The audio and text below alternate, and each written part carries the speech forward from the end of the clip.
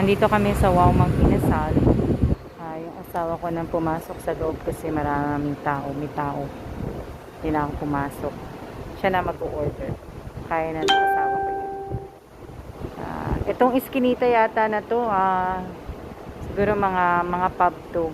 Ayan.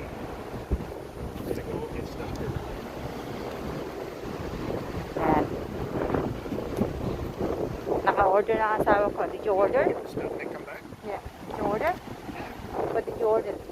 Did they get it? Oh, natutuwa ang asawa ko at may dinuguan siyang na-order. Order siya ng dinuguan. Oh, yan ang kotse ng pulis. Ang ganda, ah. Babalik kami dun sa banda sa EEC at kami ay magsha-shopping muna, kaya lang ang dami din tao dun sa loob.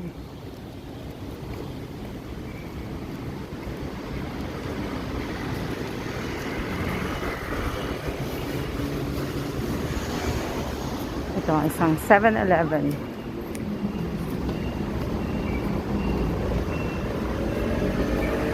Si Kuya Pinoy yan. Kasi pagkaganyan mga mga Pinoy. Ingat kayong dyan, Ate Alma, Kuya Kellan. Keep safe always. Maraming salamat po. Ang init. Oo, mainit dito.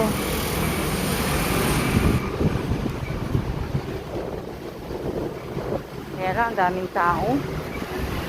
Grabe. Kasi nga, araw ng linggo. Araw ng labas ng mga nagtatrabaho dito sa Taiwan po. Off po nila ngayong araw. Kaya po,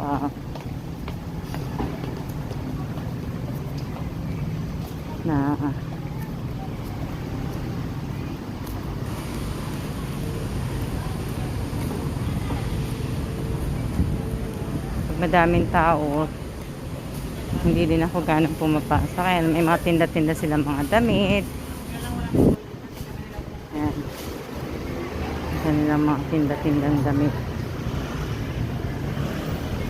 Ayan po, pagpapadala kayo ng pera, ayan din po. Ayan.